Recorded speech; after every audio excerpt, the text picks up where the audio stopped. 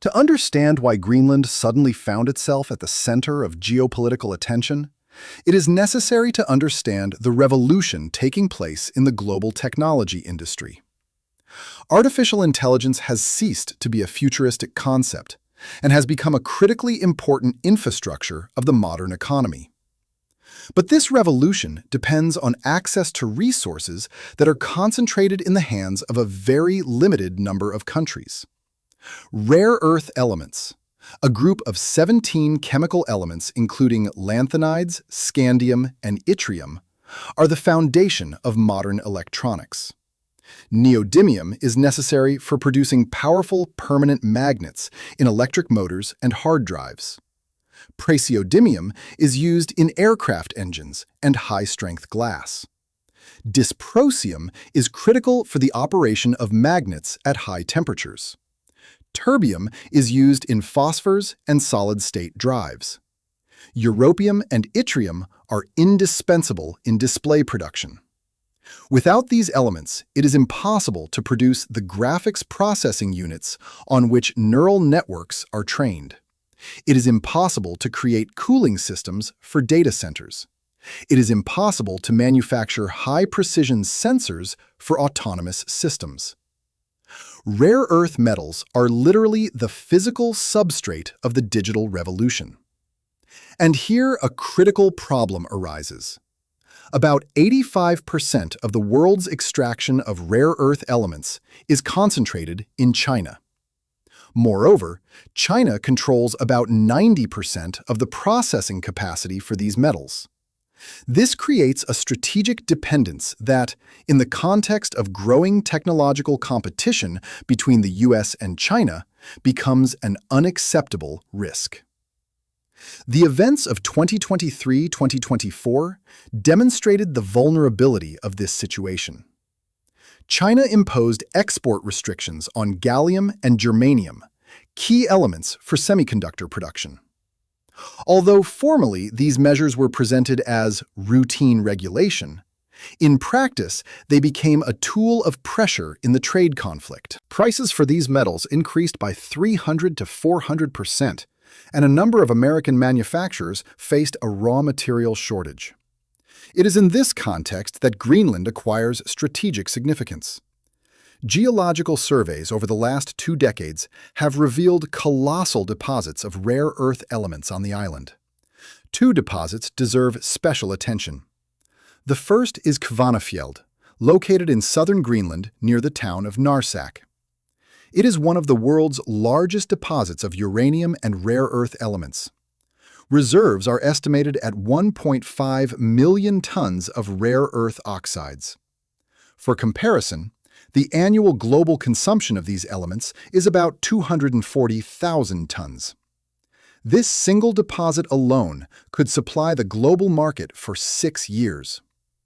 However, the development of Kvanefjeld faces serious problems. The deposit contains significant concentrations of uranium and thorium, making mining environmentally complex. In 2021, Greenland's new government imposed a moratorium on uranium mining, effectively freezing the project.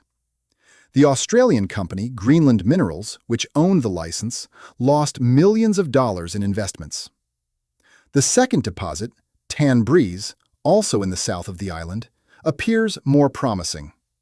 It contains about 4.5 million tons of rare earth elements, with high concentrations of critically important heavy rare earth metals. Particularly important, the content of radioactive elements here is significantly lower, simplifying environmental approvals. In 2025, an event occurred that many analysts consider the first step towards Greenland's quiet privatization. The American company Critical Metals Corp. Acquired a controlling stake in the Tan Breeze project. The deal, worth about $150 million, was conducted with the participation of investment funds closely linked to the US Department of Defense. Critical Metals Corp. Does not hide its ambitions. The company plans to invest up to $2 billion to create a full production cycle, from ore extraction to the production of purified oxides and metals. It is assumed that by 2030, Tanbreeze will produce about 30,000 tons of rare earth elements per year, which will be about 12% of the global market. But it's not just about the deposits themselves. Greenland possesses a unique combination of factors, making it an ideal place for creating a full technological cycle of high-tech production. First, enormous reserves of clean water from melting glaciers. The production of microchips and processing of rare earth elements require colossal volumes of ultra-pure water. One modern semiconductor plant consumes up to 10 million liters of water per day. Greenland has practically unlimited reserves of high-quality water. Second, the potential for renewable energy. Hydropower based on melting glaciers, wind power from Arctic winds, geothermal energy in volcanically active zones, all this could provide cheap and environmentally clean energy for energy-intensive industries. Third, ideal conditions for cooling. Artificial intelligence production is primarily a problem of heat dissipation. Data centers consume enormous amounts of energy, a significant part of which is spent on cooling processors. Greenland's Arctic climate turns this problem into an advantage. Natural cooling can reduce energy costs by 40 to 50%. Microsoft is already conducting experiments with underwater data centers, using cold ocean water for cooling.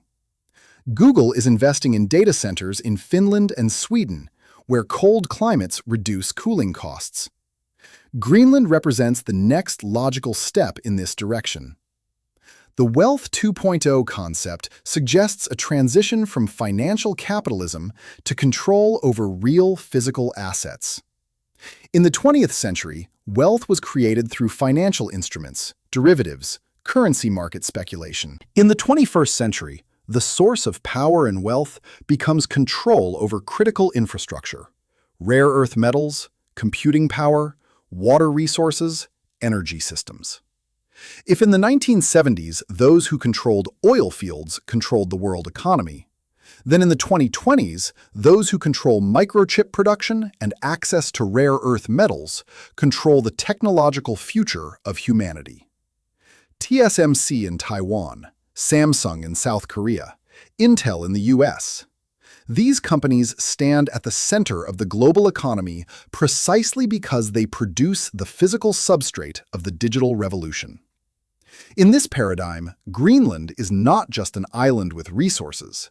It is a potential Silicon Island of the future, where the full cycle of artificial intelligence production will be concentrated, from extracting rare earth metals to training neural networks in naturally cooled data centers.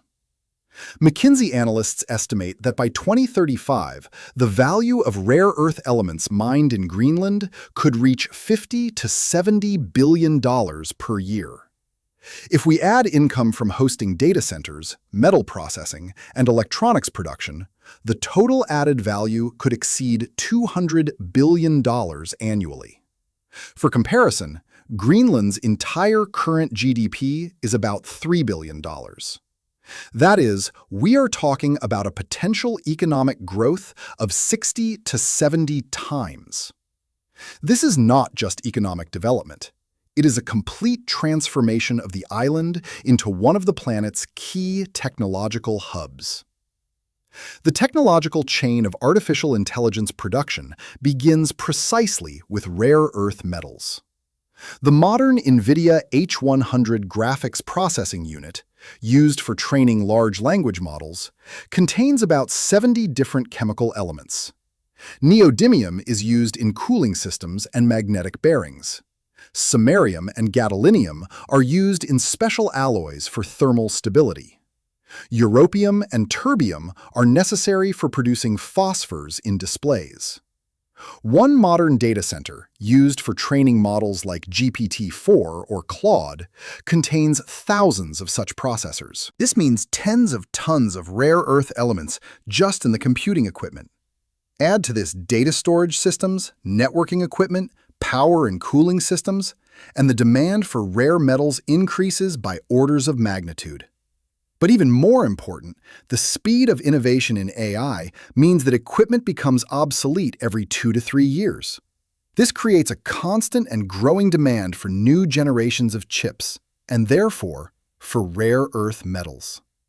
Analysts predict that by 2030, global demand for neodymium will grow 5 to 7 times, for dysprosium 8 to 10 times, for terbium 6 to 8 times compared to 2020. China is well aware of its dominant position. In 2010, during a territorial dispute with Japan, Beijing de facto imposed an embargo on the export of rare earth metals to Japan. This caused panic on world markets and showed the vulnerability of global technological chains. Prices for some rare earth elements increased 10 to 20 times in a few months. The US began a supply diversification program back in the 2010s. Production was resumed at the Mountain Pass mine in California, which was closed in 2002 due to environmental issues and competition with cheap Chinese raw materials. But extraction volumes in the US remain negligible compared to needs, about 40,000 tons per year against consumption of 80,000 tons. Australia is also developing extraction, especially at the Mount Weld deposit. The company Lynas Rare Earths became the world's second-largest producer of rare earth elements after China. But even considering Australian production, the share of non-Chinese sources is only about 15% of the global market. Vietnam, Brazil, India, all these countries are trying to develop rare earth metal extraction. But geological reserves are only the beginning. Processing is critically important. Ore contains rare earth elements at concentrations of only 5 to 15%. The extraction and purification process requires complex chemical technologies, huge volumes of water and energy, and, inevitably, creates toxic waste. China dominates not only in extraction, but also in processing. Even ore mined in the US or Australia is often sent to China for processing because Western countries lack processing capacity and environmental regulations make the process extremely expensive. Greenland could change this equation. The island possesses not only huge ore reserves, but also ideal conditions for its processing: unlimited clean water from glaciers, the possibility of using renewable energy, low population density, minimizing environmental risks, cold climate, simplifying control of industrial processes. Moreover, Greenland is outside seismic zones, which is critical for high-tech production. Japan and Taiwan, key microchip producers, constantly face the threat of earthquakes. TSMC spent millions of dollars on anti-seismic protection systems for its factories in Taiwan. In Greenland, this problem simply does not exist. Imagine vertically integrated production, from ore extraction to production of finished components for microchips, all in one place. Ore is extracted from the Tan Breeze deposit. Here, on-site, primary processing using hydropower takes place. Purified oxides are sent to a plant producing pure metals, then to production of alloys for the semiconductor industry. All within one island, under one jurisdiction, with minimal logistical costs. This is a model opposite to the current global chain, where ore is mined in one country, processed in a second, metals are sent to a third for component production, which then go to a fourth for final product assembly. Every border crossing is risks, delays, duties, geopolitical complications. In the Wealth 2.0 era, advantage goes to those who control the full production cycle of critical goods. And Greenland provides a unique opportunity to create such a full cycle for the artificial intelligence industry. But realizing this potential requires colossal investments in infrastructure, technology, education, and creating a legal framework for high-tech production. And here the question arises. Are Denmark and Greenland capable of realizing this potential on their own? Or does it require the participation of the world's largest technological economy, the US? If rare earth metals are the argument about the present, then control over Arctic sea routes is the argument about the future. And this future is arriving faster than many expected. Climate changes, however alarming they are for the global ecosystem, are creating a fundamental transformation of world logistics. Arctic ice is melting at an unprecedented rate. According to the US National Snow and Ice Data Center, summer Arctic ice area has shrunk by 40% since the 1980s. Ice thickness has decreased from 3.5 meters to less than 1.5 meters. This opens sea routes that were closed to navigation throughout human history. The Northwest Passage through the Canadian archipelago and along Greenland's northern coast is becoming a real alternative to the Panama Canal.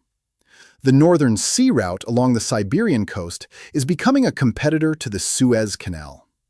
The numbers speak for themselves. The route from Shanghai to Rotterdam via the Suez Canal is about 20,000 kilometers and takes approximately 30 days. The same route via the Northern Sea Route is only 13,000 kilometers and takes about 20 days. Saving 7,000 kilometers means saving fuel worth up to $300,000 per voyage for a large container ship. With an annual trade volume between Asia and Europe of $700 billion, even a 10% reorientation of cargo flow through Arctic routes means a revolution in world logistics. The Northwest Passage, passing along Greenland's western coast, is becoming especially attractive for ships going from Asia to the U.S. East Coast. The route from Yokohama to New York via the Panama Canal is about 18,200 kilometers. Via the Northwest Passage, only 14,000 kilometers, a saving of over 4,000 kilometers. But Arctic navigation is not just shorter routes. It is a complex technological challenge requiring special ice-class ships, navigation systems in extreme conditions, rescue infrastructure, and ports capable of functioning in the Arctic climate. And here, Greenland occupies a unique geographical position. The island is practically at the center of all key Arctic routes. Control over Greenland's port infrastructure means control over Arctic traffic, similar to how control over Singapore means control over the Strait of Malacca. Russia is already actively developing the Northern Sea Route. In 2023, about 36 million tons of cargo passed through the Russian Arctic. The Russian government plans to increase this volume to 150 to 200 million tons by 2030. New nuclear icebreakers are being built. Ports in Murmansk, Sabeta, Dudinka are being modernized. China declared itself a near-Arctic power and is investing billions in Arctic infrastructure. The Polar Silk Road concept, presented by Beijing in 2018, involves creating a Chinese-Russian logistics corridor through the Arctic. Chinese companies participate in developing LNG fields on Yamal, port construction, and creating an icebreaker fleet. Until recently, the U.S. lagged in this race. The American icebreaker fleet consists of only 2 active vessels, Polar Star and Healy, both built in the 1970s. For comparison, Russia possesses over 40 icebreakers, including nuclear ones. China has built 2 research icebreakers and plans to create a nuclear icebreaker by 2030. Greenland could radically change this situation. The island has several potential deep-water ports. Nuuk, Greenland's capital, already functions as a port, albeit of limited capacity. Qaqortoq on the southwestern coast, a natural deep-water harbor protected from storms. Ilulissat on the west, the gateway to the resource-rich Disko Bay. Imagine transforming these ports into full-scale Arctic logistics hubs. Modern container terminals capable of handling post-Panamax-class ships, repair docks for ice-class vessels, fuel bases and liquefied natural gas stations, Arctic shipping management centers with satellite navigation and meteorological monitoring systems. The cost of creating such infrastructure is estimated at $20 to $30 billion. This is a colossal sum for Greenland's economy with a GDP of $3 billion. Even for Denmark, with its GDP of $400 billion, this is a serious burden. But for the US, with an economy of $28 trillion, this is a quite feasible investment in strategic infrastructure. The economic model of such a project looks extremely attractive. A modern Singapore-class container port handles about 30 to 40 million containers per year and generates revenues of $5 to $7 billion annually. Even if Greenland's Arctic ports handle only 20% of this volume in the first 10 years of operation, that is still $1 to $1.5 billion in annual revenue. But it's not just about port fees.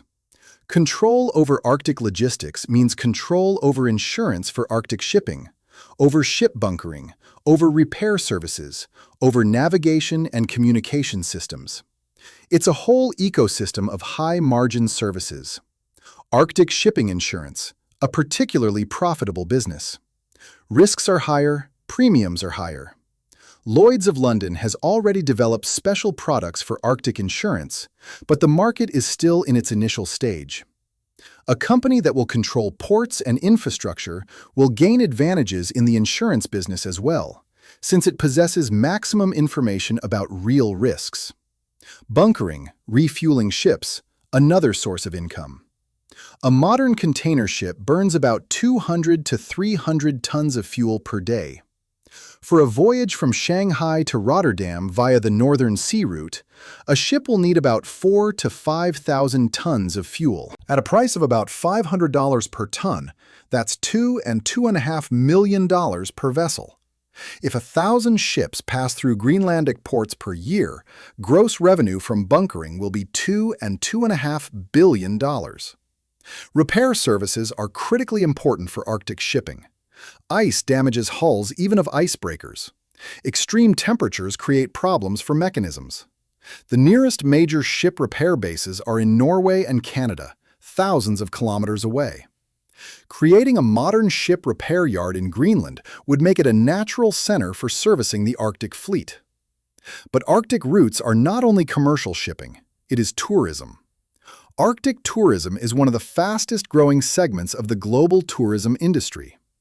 Antarctic cruises cost from $10,000 to $100,000 per person and are in huge demand among wealthy clients. The Arctic, especially Greenland with its fjords, icebergs, northern lights, and unique nature, possesses colossal tourism potential. Until 2019, Greenland was visited by about 100,000 tourists per year. This is a negligible figure compared to the potential. Iceland, in many ways similar to Greenland, receives over 2 million tourists per year, with a population of only 370,000. Tourism accounts for about 8% of Iceland's GDP. If Greenland attracts at least 1 million tourists per year, with average spending of $5,000 per person, that's $5 billion in annual revenue, more than the island's entire current GDP. But this requires infrastructure. Modern airports, hotels, cruise terminals, roads, tourist routes. Greenland's current infrastructure is completely insufficient. Kangerlussuaq Airport, the main gateway to the island, was built by the US military in 1941 and has practically not been modernized. The runway is sufficient for cargo planes and small passenger aircraft, but wide-body Boeing 777s or Airbus A350s used for long-haul flights do not fly here. In 2024, a new international airport opened in Nuuk, capable of handling larger aircraft. This was an important step, but one airport is not enough. A network of regional airports connecting various parts of the island is needed. The road network is practically absent. There are no roads between Greenland's largest cities. The only way to travel is by sea, in summer, or helicopter, year-round. This creates colossal logistical complexities and costs. Building roads in conditions of permafrost, rocky terrain, and extreme climate will cost billions of dollars. But without it, full economic development is impossible. Energy infrastructure also requires complete modernization. Most Greenland settlements depend on diesel generators. Diesel fuel is delivered by sea, making electricity extremely expensive, up to 50 cents per kilowatt hour, 5 to 10 times more expensive than in continental Europe or the US. Greenland has enormous hydropower potential. Melting glaciers creates powerful water flows that can be used for electricity generation. Several small hydroelectric power stations already operate, supplying some settlements. But for industrial development, large hydropower projects are needed. The Kukot Hydro Region Hydropower Project is estimated at $4 to $5 billion and could produce about 2,000 megawatts of electricity, more than all of Greenland currently consumes. This energy could power aluminum plants, rare earth processing plants, data centers. Wind power, another huge potential. Arctic winds are constant and strong. Wind turbines could provide additional thousands of megawatts of capacity. Denmark, a world leader in wind power, and Danish technologies could be applied in Greenland. But all these projects require capital, technology, qualified labor. Greenland's population is only 57,000, of which less than half are of working age. Even if we attract everyone who can work, it's not enough for the island's industrialization. An influx of specialists from outside is needed. Engineers, builders, technologists, teachers, doctors, managers. This means either large-scale immigration or a shift work system, where workers come for a limited time. Both models create social and cultural tensions. The Inuit, Greenland's indigenous population, have already experienced the trauma of colonialism. In the 20th century, the Danish government pursued a policy of modernization, which in practice meant the destruction of the traditional way of life. Inuit children were sent to Danish boarding schools, where they were forbidden to speak their native language. Traditional hunting and fishing were suppressed in favor of a modern economy. Only in recent decades has the revival of Greenlandic cultural identity begun. The Greenlandic language, Kalaallisut, received official status. Traditional crafts became valued. Inuit art, music, literature are experiencing a renaissance. And now the threat of cultural absorption arises again, this time not by Danish, but by American culture. If thousands of American specialists come to Greenland to work in mines, factories, ports, and data centers, will the Inuit be able to preserve their identity? Or will they again become a marginalized minority in their own land? These concerns are quite justified. The history of Alaska gives a troubling example. Alaska's indigenous peoples, Eskimos, Aleuts, Athabascan Indians, now make up less than 15% of the state's population. They received compensation and land rights, but their cultural and political role remains marginal. English dominates. The traditional way of life has practically disappeared.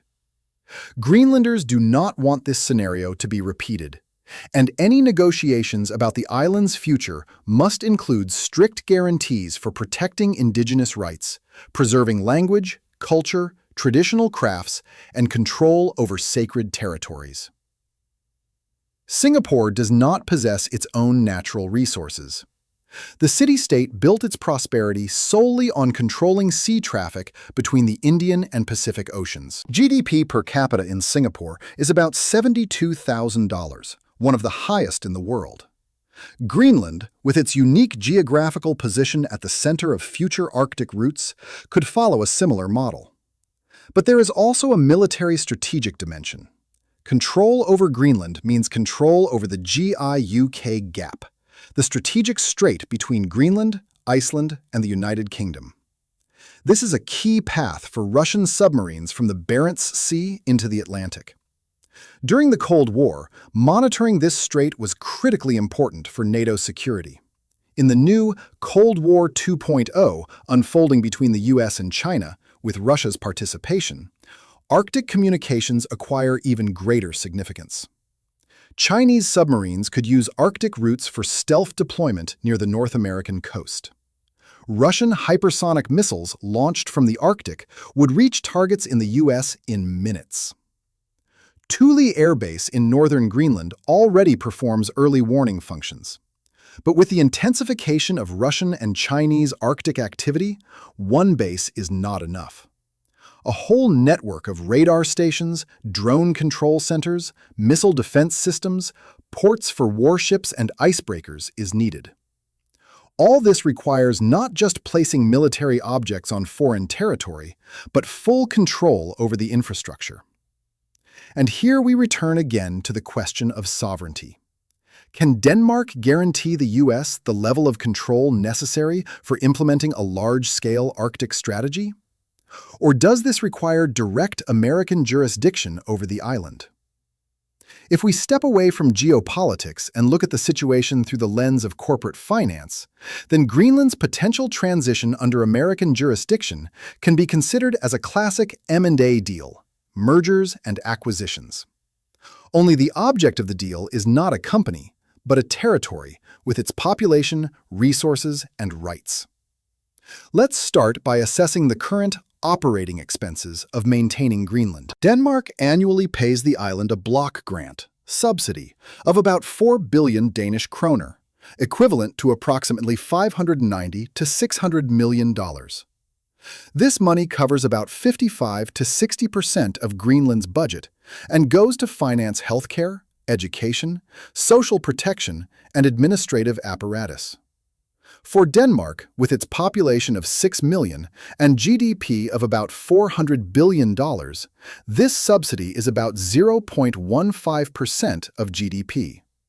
Not critical, but a noticeable burden on the budget, especially considering that this amount is indexed annually and actually grows in real terms. For the US, with a GDP of $28 trillion, $600 million per year is an absolutely insignificant amount, constituting 0.002% of GDP. For comparison, the budget of the American space agency NASA alone is about $25 billion per year. So, maintaining Greenland would cost the US less than 2.5% of NASA's budget. But the fine bill proposed not just taking on current expenses, but making a much more substantial offer. Compensation to Denmark of $30 to $50 billion. This is essentially buying out Danish investments in Greenlandic infrastructure over the entire history, plus compensation for the loss of a strategic asset. How to assess the fairness of this amount? We can use the discounted cash flow method. If Denmark pays $600 million per year, then the capitalized value of this flow at a discount rate of 5% is $12 billion. Add to this the value of existing infrastructure, airports, roads, ports, government buildings, hospitals, schools, another $5 to $8 billion. Plus a strategic premium for control over the territory, $10 to $15 billion. In total, we get exactly $30 to $40 billion. But the most revolutionary part of the proposal was direct payments to Greenland's population. The idea is that every island resident would receive a one-time payment of $100,000 to $170,000. With a population of 57,000, that's from $5.7 to $9.7 billion. This concept has a historical precedent in the US. When Alaska was purchased from Russia in 1867 for $7.2 million, the indigenous population received nothing.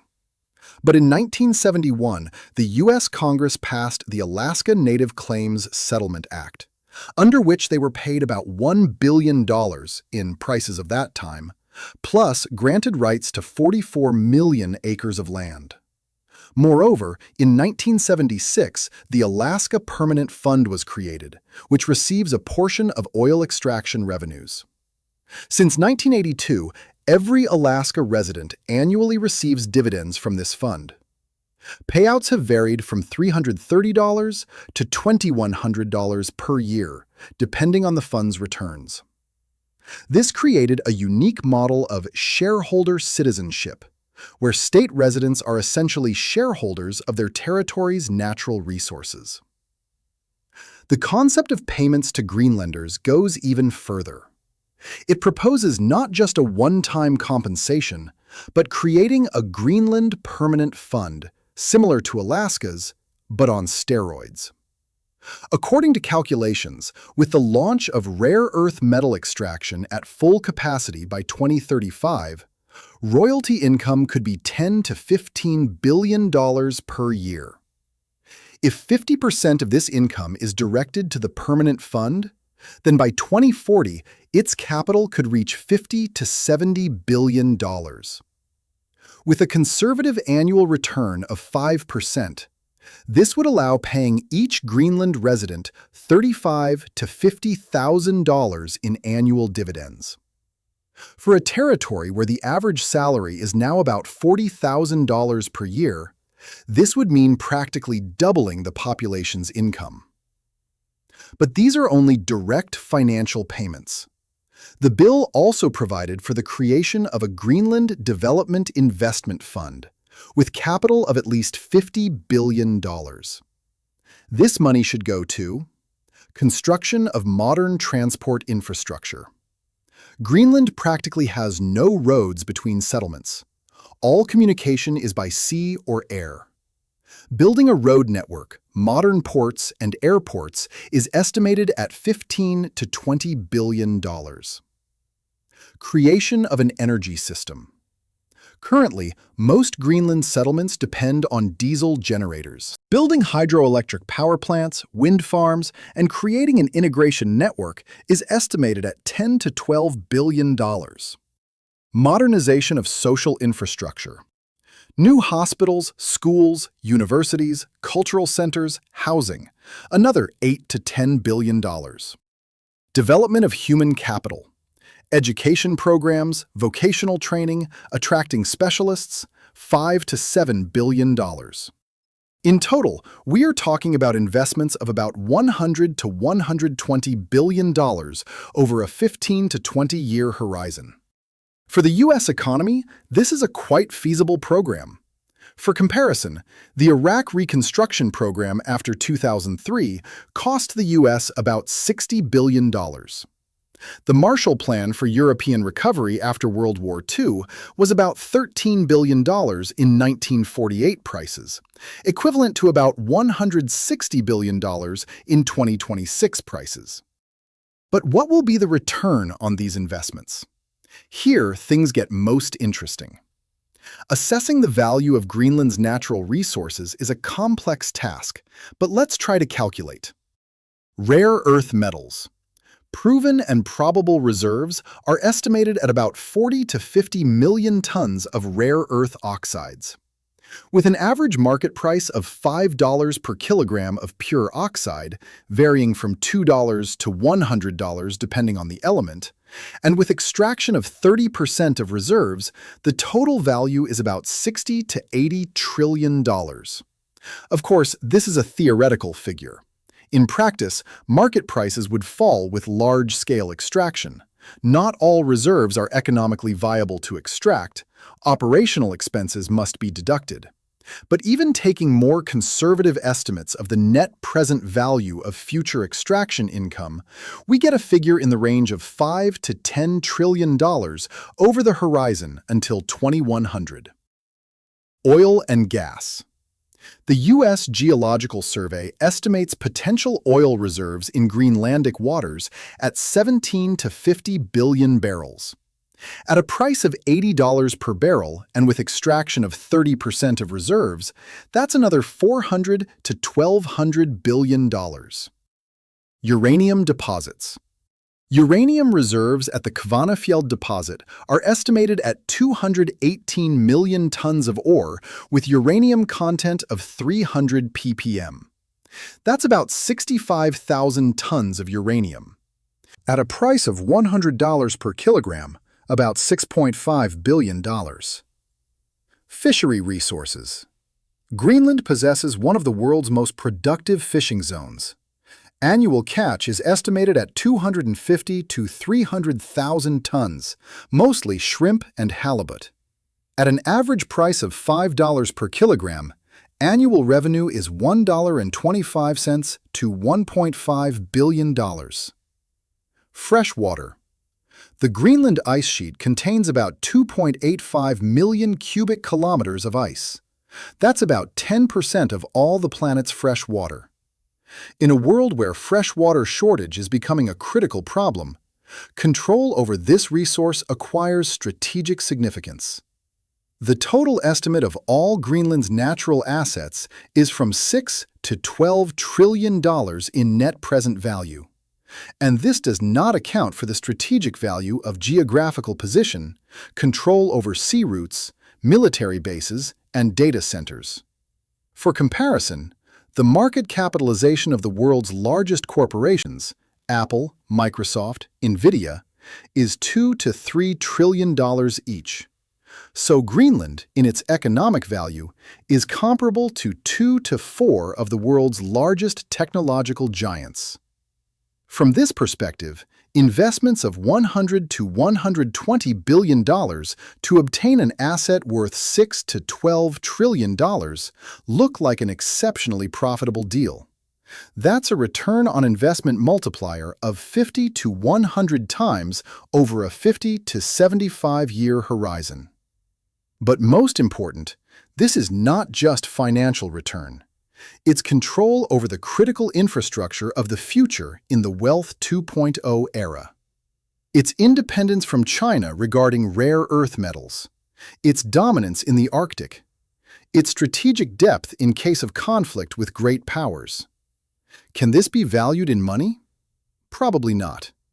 But if we recall that the US spent over $2 trillion on the war in Afghanistan to ensure security, then $120 billion to acquire Greenland looks like an incredibly effective investment in national security. The international community's reaction to the US Greenland initiative turned out to be exactly as expected: explosive, controversial, and revealing deep cracks in the seemingly monolithic Western alliance. The European Union reacted with practically unanimous condemnation. European Commission President Ursula von der Leyen called American plans incompatible with the principles of European unity and territorial integrity of member states. The EU High Representative for Foreign Affairs convened an emergency meeting of member states' foreign ministers. Germany took an especially tough position. Chancellor Friedrich Merz stated that attempts to unilaterally change the status of a territory of an EU member state are a red line for Germany. Berlin made it clear that it is ready to use economic leverage against the US, including revising trade agreements and possibly imposing counter-tariffs. France, traditionally advocating for European sovereignty, was even more categorical. President Emmanuel Macron, in a speech before the European Parliament, declared, "We cannot allow a transatlantic partner to treat European territory as an object of a commercial deal. This is not the 19th century, it is the 21st century." Great Britain's position was interesting. London, outside the EU after Brexit, but remaining a key US ally, found itself in a difficult position. On one hand, the British government publicly expressed support for Denmark. On the other hand, behind the scenes, British officials discussed the possibility of a similar special partnership with the US on Arctic issues, which caused accusations of betraying European solidarity. But a real crisis erupted in NATO. Denmark initiated a meeting of the North Atlantic Council under Article 4 of the Washington Treaty, providing for consultations in case of a threat to the territorial integrity, political independence, or security of any alliance member. This was an unprecedented case. For the first time in NATO history, a member initiated consultations not because of an external threat, but because of actions by another alliance member, and its founder and hegemon at that. The meeting took place in an extremely tense atmosphere. The Danish representative accused the US of undermining the foundations of collective security. Representatives of Norway, Iceland, and the Baltic states expressed serious concern about the precedent. If the US can challenge the territorial status of one ally, what prevents them from doing the same regarding others? Poland found itself in a particularly difficult position. Warsaw is traditionally oriented towards the US as a security guarantor against Russia. But supporting American claims on Greenland could create a dangerous precedent for Polish territories, considering historical Russian rhetoric about Polish lands. Turkey, always balancing between West and East, saw an opportunity to bargain in the situation. Ankara hinted that it could support the American position in exchange for lifting sanctions and supporting Turkish operations in Syria. This caused outrage among other alliance members. Outside NATO, the reaction was even sharper. Russia immediately used the situation for propaganda purposes. Moscow stated that the US demonstrates the true face of Western democracy, the face of neocolonialism and imperialism. Russian Foreign Minister Sergei Lavrov drew parallels with Russian actions in Crimea, stating, "Now the whole world sees the double standards of the West." China took a more cautious but no less critical position. An official representative of the Chinese Ministry of Foreign Affairs stated, "The sovereignty and territorial integrity of all states should be respected. We call on all parties to resolve disputes peacefully based on international law." Behind these diplomatic formulations lay deeper calculation. China perfectly understands that American control over Greenland means control over rare earth metals, and, consequently, undermining Chinese monopoly.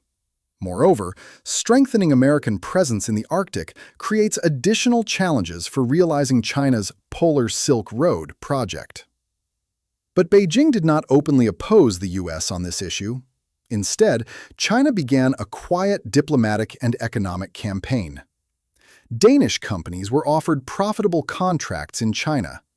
Greenland was promised infrastructure investments without any political conditions.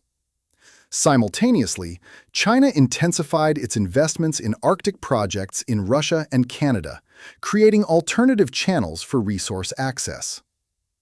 Canada's position was especially interesting. Ottawa found itself between a rock and a hard place.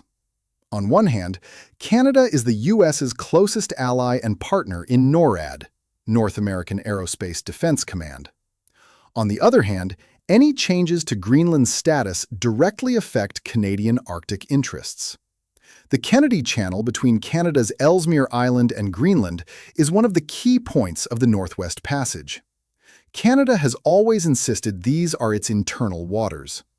The US, conversely, considers them international waters. American control over Greenland could radically change the balance in this dispute.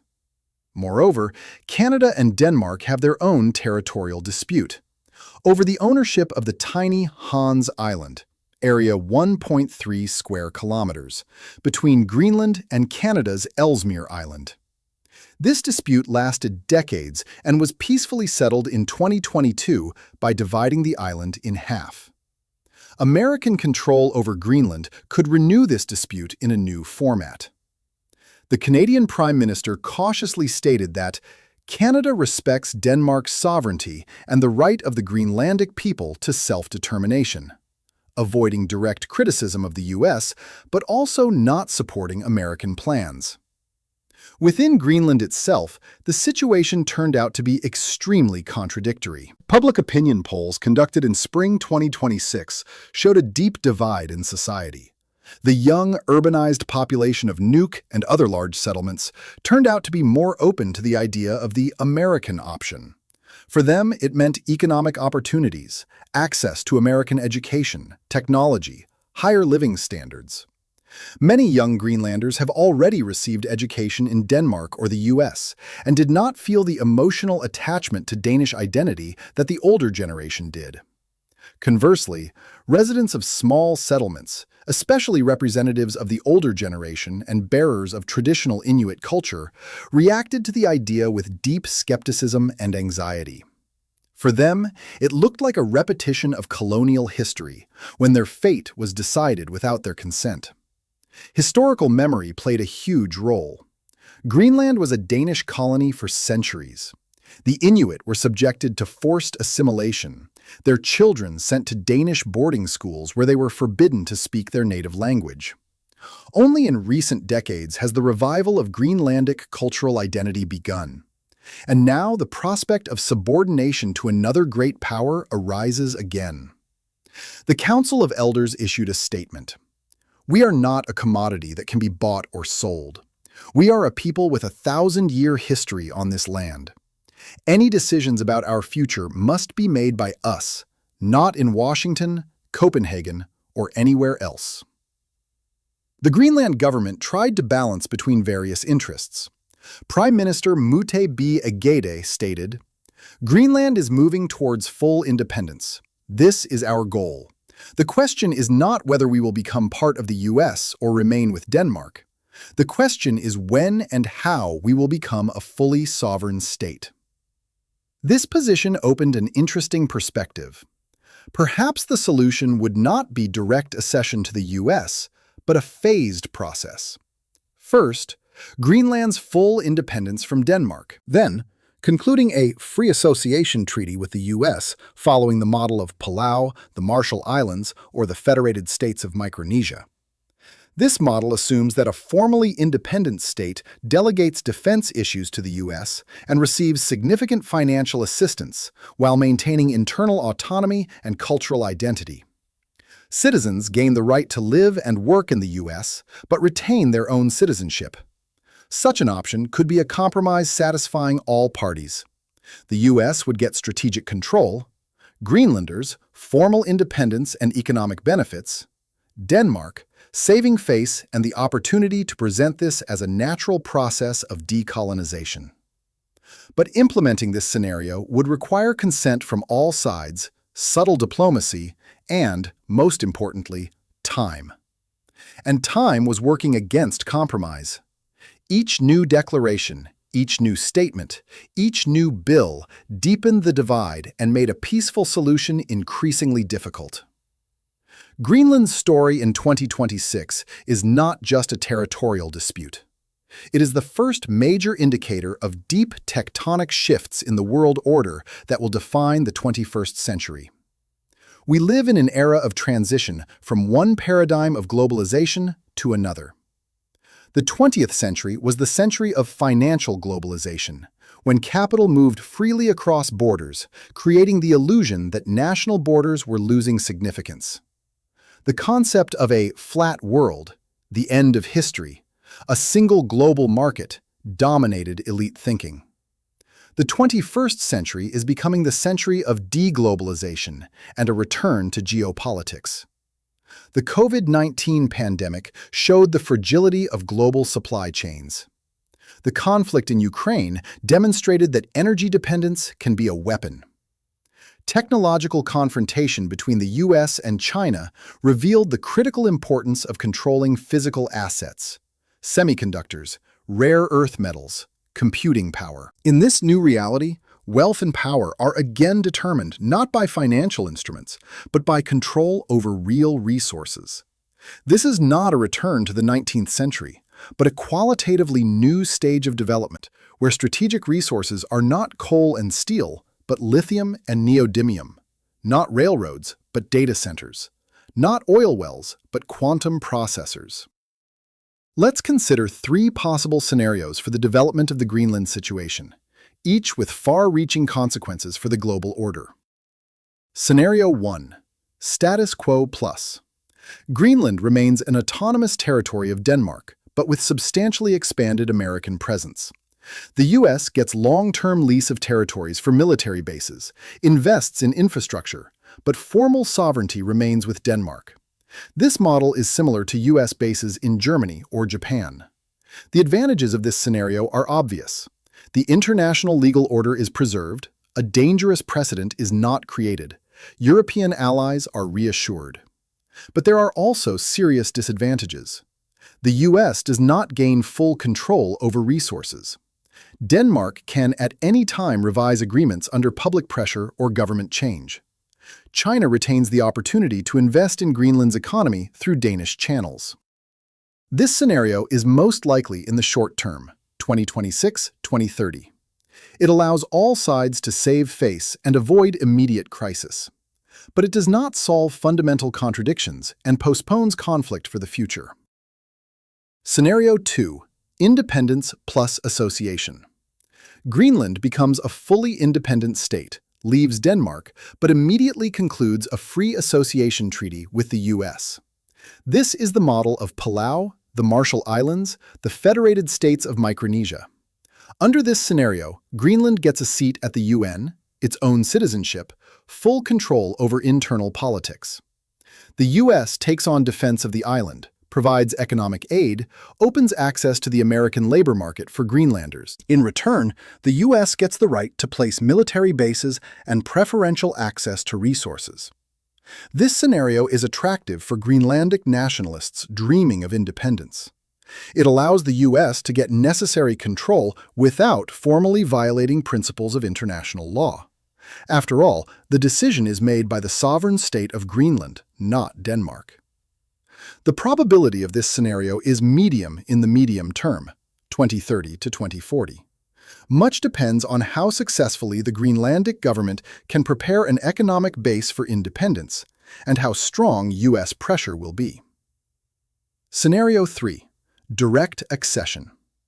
Greenland holds a referendum and by majority vote decides to join the US as a new state or territory.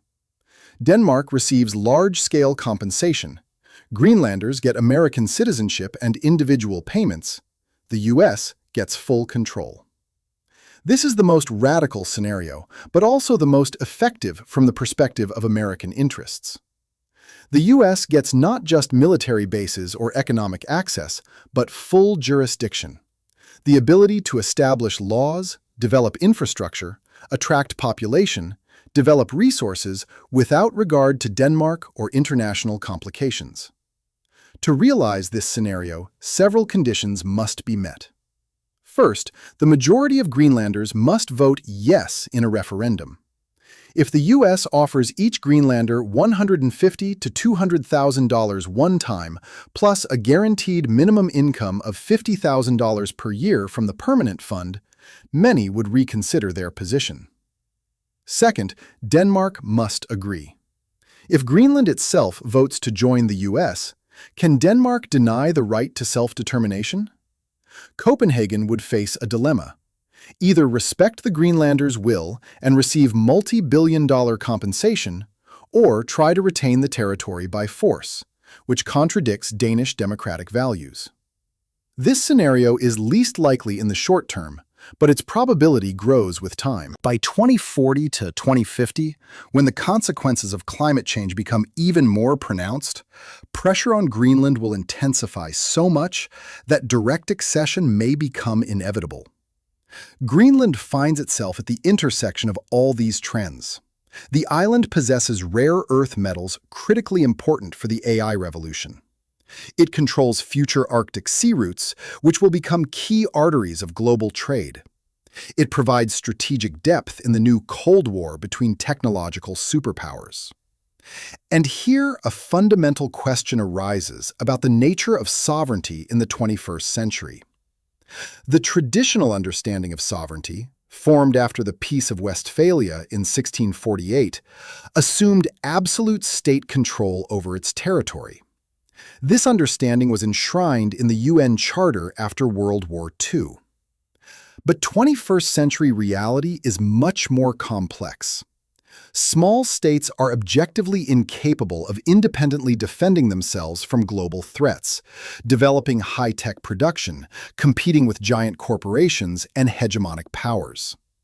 Formal sovereignty does not mean real control over one's destiny. Consider economic reality.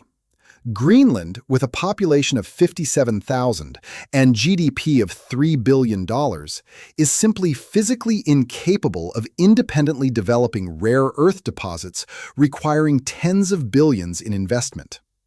It cannot build modern port infrastructure. It cannot create a defense system against possible threats. Any serious economic project in Greenland requires participation of external investors, technology, labor.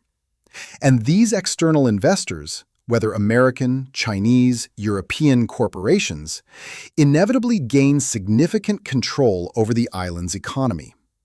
The Chinese model of debt-trap diplomacy in Africa and Central Asia showed how economic dependence turns into political. Countries that accepted Chinese infrastructure investments found they could not repay debts and were forced to transfer control over ports, airports, deposits. Sri Lanka transferred the port of Hambantota to China on a 99-year lease. Djibouti became practically a Chinese protectorate. On the other hand, attempts by great powers to revise borders and spheres of influence lead to chaos, conflicts, and destruction of the fragile legal order that keeps the world from sliding into global war. 20th century history is full of examples of catastrophic consequences of violating states' territorial integrity. The annexation of the Sudetenland, the partition of Poland, the seizure of the Baltic states, all led to World War II. Creating the UN system after 1945 was an attempt to prevent a repetition of these horrors by establishing the principle of inviolability of borders. Each violation of this principle weakens the entire system. If the US can buy Greenland, what prevents China from buying disputed islands in the South China Sea, offering neighboring countries generous compensation? What prevents Russia from offering Baltic residents financial incentives to return to Russia? Greenland becomes a testing ground for finding balance between these extremes. Is it possible to create new forms of statehood where formal sovereignty combines with practical integration into larger economic and military structures? Can hybrid models exist where small nations preserve cultural autonomy but delegate key functions to more powerful partners? The experience of microstates shows such models are possible. Monaco, Liechtenstein, San Marino are formally independent but deeply integrated into European structures. They delegated control over defense and partly foreign policy to larger neighbors, preserving internal autonomy. Singapore possesses full sovereignty but builds its strategy on close partnership with both the US and China simultaneously. Qatar, the United Arab Emirates, small states that compensate for lack of territory and population by controlling critical resources and skillful diplomacy. Perhaps the future belongs precisely to such flexible, adaptive forms of statehood, where rigid boundaries of national sovereignty give way to complex multilateral agreements balancing between autonomy and integration. But there is also a more alarming scenario. Perhaps we are observing the beginning of a new era of neo-colonialism, where great powers again divide the world into spheres of influence, only now not for cotton and rubber, but for rare earth metals and computing power. And rhetoric about voluntariness, compensation, and mutual benefit is just a cover for the same old logic of force. Critics of the Wealth 2.0 concept point to its dangerous potential. If strategic resources become more important than legal principles, then the world slides towards jungle logic, where might makes right. Countries with large armies and economies will simply seize resources from weaker ones, masking this with legal procedures and financial compensation. Defenders respond that Wealth 2.0 is not a rejection of the legal order, but its adaptation to new reality. In a world where control over critical resources determines technological and military superiority, and hence the ability to defend freedom and democracy, it is impossible to cling to abstract principles to the detriment of national security. The Greenland dilemma exposes a deep contradiction of the modern world. On one hand, there are recognized principles of international law, respect for sovereignty, the right of peoples to self-determination. On the other hand, there is the harsh reality of geopolitical and technological competition, where lagging in access to critical resources means strategic defeat. History will show which of these scenarios turns out to be correct.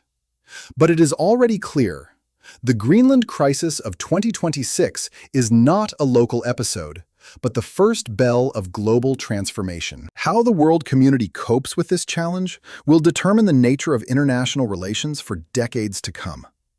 Will a legal, fair solution considering all sides' interests be found? Or will we see a dangerous precedent where economic power and strategic interests of great powers turn out to be more important than principles of international law? The answer to this question will determine not only Greenland's future, but the fate of the entire architecture of the global order built after 1945.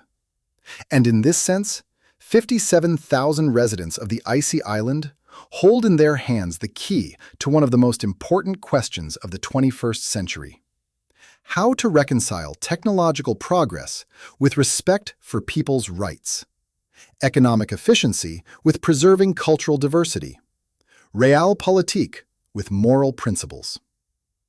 Greenland is a mirror in which we see the true face of our civilization on the threshold of a new era. And what this face will be depends on whether the 21st century will be a century of just technological progress or a century of new digital colonialism. The coming years will show whether humanity is capable of finding a balance between the necessity of controlling strategic resources and respect for the rights of small peoples.